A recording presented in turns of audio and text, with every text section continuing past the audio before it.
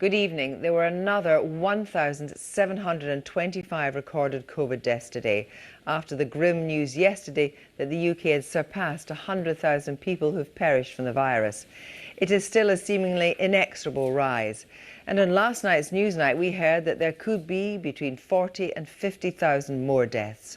Today, perhaps jolted by the impact on the country of yesterday's milestone, the Prime Minister announced that he would soon set out the roadmap, long demanded by Tory MPs, for a gradual and phased relaxation of COVID restrictions. First would come schools. His target for reopening in England is the 8th of March. Understandably, Boris Johnson might rather we lift our eyes to the future, but day and daily there are still issues with test, track and trace, problems with people not self-isolating, debates over vaccination for workers on the NHS front line, and a resurgence of the virus in care homes. And that's where we begin tonight with this report from our policy editor, Lewis Goodall. Well, we've known since the first wave of the pandemic that Black, Asian and minority ethnic groups are at higher risk of falling critically ill and dying from coronavirus. In England, almost 21% of NHS staff are from ethnic minority backgrounds, even though they only make up about 14% of the population.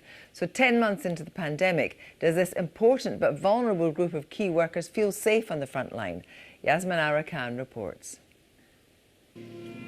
Where we're talking about the possibility of the lockdown being loosened on the 8th of March. And the conversation was latterly about the position of teachers and the idea that the greater likelihood of this being able to happen is that teachers themselves are vaccinated. At the moment, they're obviously not in the top priority groups, but with this idea that bringing kids back to school is one of the most important things we can do, would the committee advise that actually teachers should be, as it were, and other school workers should be stepped up these priority lists? Well, one of the features of the pandemic has been the search for effective messaging. Behavioural scientists and advertising executives have been preoccupied for 10 months identifying the words and images and, all importantly, the tone which will have the biggest impact on our behaviour. There hasn't been such a big public health campaign since the arrival of HIV and AIDS in the early 1980s. Then a new disease with no known cure. The target for HIV was not the population at large, but specifically gay men and intravenous drug users. And the tone, censorious, with talk of the gay plague. Well, Russell T. Davies has returned to this time of stigma and sadness in his new TV series on Channel 4, It's a Sin. Do you know what it really is? You both. Jonathan Blake, if I can just take you back, how did the public health campaign around AIDS make you feel? Can you remember how you felt? Oh, yeah, I mean... It's on the question of the whole campaign around AIDS, because you've looked at this, you've studied this. And I wonder what you think the impact was of that censorious nature of it. And also, as Jonathan's saying, the whole question of stigma and fear and finger-pointing.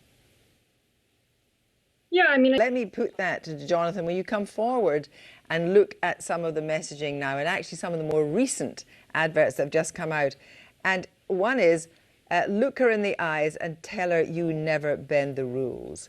So, unlike, funnily enough, with the whole Princess Diana episode, which was more about empathy and helping people who feel that they can't self-isolate because they have to go out and put food on the table, it again is, tell me you didn't break the rules. Tell that woman that you did not contribute to what's happening to her. But I think that it's a... The difference, of course, and Jonathan said this, the difference this time around is we have social media. And when you look at the messages around COVID, do you think social media is helping? Do you think social media can actually be very finger-pointing? Or do you think it is helping disseminate good information? And is there empathy on social media? Well, I think it's